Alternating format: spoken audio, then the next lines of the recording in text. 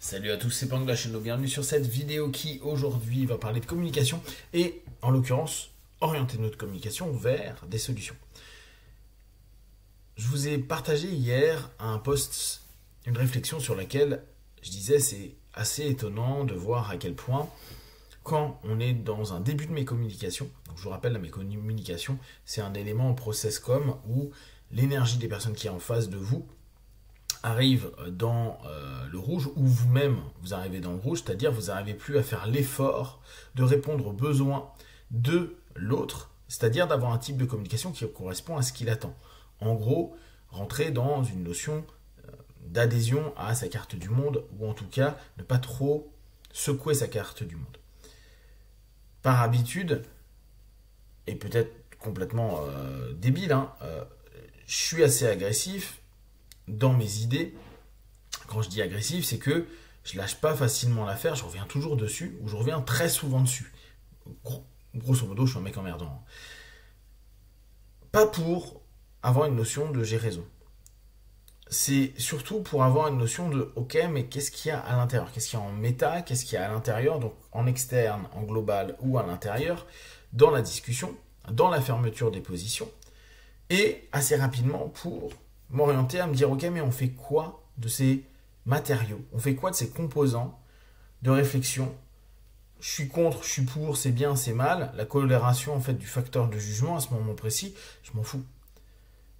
Chacun a le droit de juger quand il veut, autant qu'il veut, je m'en fous.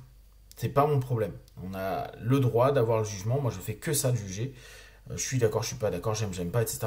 C'est pas un problème. Et dans une communication, c'est pas un problème non plus. D'ailleurs, une des rhétoriques qui peut arriver assez souvent, c'est oui, ben tu juges ce que je dis, ou t'es qui pour me juger? Mais je suis moi-même avec mes propres valeurs et mes propres croyances. Et en général, ce qu'on juge, c'est ce que la personne dit ou son partage d'idées, etc. Si réellement on faisait que juger la personne dans ce qu'elle est, et que c'est à chaque fois négatif, why not? Pourquoi on discute avec? À moins qu'on ait obligation. Mais sinon, pourquoi on discute avec? Donc, dans le cheminement, souvent de la communication, et notamment, c'est ce qui est le plus intéressant actuellement avec donc tous les tensions, la polarisation. On a réussi à polariser à fond. T'es pour lui ou t'es contre lui. Eux, c'est les gentils, eux, c'est les méchants, etc. On n'a pas de nuance. Et je vous rappelle, si on n'a pas de nuance, diminution du facteur de jugement. La nuance, elle se joue dans le facteur de jugement. Dès qu'on est sur des trans où il y a peu de facteurs de jugement, de facteurs critiques, on fait blanc-noir. C'est bien, c'est mal. Je suis avec, je suis contre. Voire, je suis orienté par l'ensemble des éléments qui sont externes à moi. Les journaux, les médias, les amis, ma communauté, les personnes qui m'entourent, etc. Un bon système. Et vu que je n'ai pas, ou je ne me donne pas le droit d'avoir une coloration et une nuance, je me fais embarquer dans un flux psycho-émotionnel des autres avec des arguments que parfois je crois même pas, mais que je vais disperser ou partager sur des conversations parce que peut-être même le thème en question, j'en ai rien à battre. Ce qui est donc intéressant, c'est de se dire, on arrive à avoir des communications avec des personnes sur des sujets polarisants, mais très rapidement, si on est sur le pôle inverse, ou même on amène de la nuance, mais en général au départ on n'amène pas de la nuance, au fur et à mesure de la conversation qu'on est apte à créer de la nuance en fonction bien sûr de la nuance du point de vue de l'autre et de nos propres points de vue où on peut recadrer et amener certains points.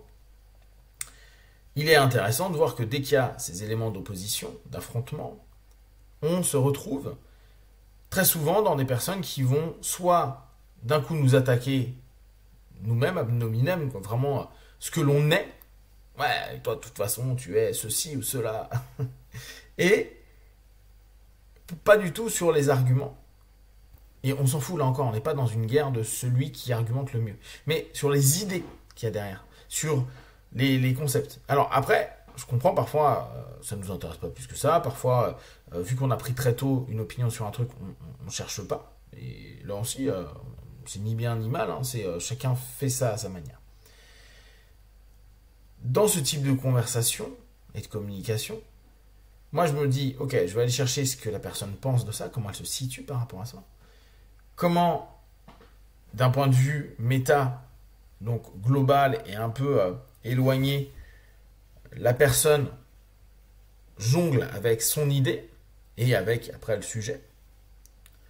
Et surtout, comme la plupart du temps, dans nos échanges, on reste factuellement super critique, je cherche à voir ce que l'on peut faire ou ce qu'on peut mettre en place, ne serait-ce que à un instant T, d'un point de vue intellectuel, parce que même si on ne peut pas changer le monde du tout, se dire, ok, qu'est-ce que moi, ou moi et le groupe avec lequel je suis, ou moi ou mes potes, ou moi et on peut prendre comme état d'esprit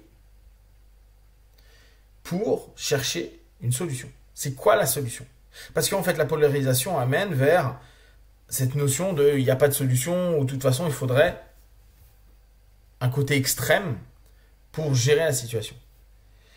Et ce qui est intéressant, c'est de se dire, mais la plupart d'entre nous, on a des idées qui sont parfois complètement absurdes. Oui, c'est pas possible. Oui, mais regarde, la société nous empêche de. Regarde la justice, regarde l'éducation, regarde telle et telle chose. Ok. Mais s'interroger à se dire, ok, mais c'est bien, je critique. Ouais, ben, ils auraient pu faire ça, ou c'est inadmissible. Ou plutôt se dire, mais c'est quoi la solution? Peut-être juste intellectuelle. Oui, je sais que c'est frustrant de ne pas pouvoir avoir du pouvoir, justement, avoir de la puissance. Mais se dire, ok, là, moi, dans la réflexion qui nous oppose, qui nous titille, qui nous agace, qu'est-ce qu'on peut faire? Ou qu'est-ce qu'il est possible d'être fait? Ou quelles sont les solutions qu'on peut apporter? Quand je dis on, c'est moi, un pays, une idée, un concept, une philosophie, une religion, une doctrine, qu'importe. Qu'est-ce qui pourrait être la réponse? Une réponse qui, dans le but qui nous intéresse, une solution qui pourrait convenir d'un point de vue réflexif, d'un point de vue intellectuel, entre les différents intervenants de la conversation. Mais comme ça nous demande de trouver des terrains d'entente, et là encore, on n'a pas à adhérer à ce que l'autre va dire, c'est se dire, mais quelle serait pour toi la solution? Ce qui est intéressant quand on demande aux personnes d'aller vers la solution, on est sur quelque chose qui est constructif. Alors parfois, on a une idée de dire, il suffit de tous être défoncés et puis on n'en parle plus. Ouais, bon, ok, mais ok, donc ta solution c'est ça. Et interroger les solutions.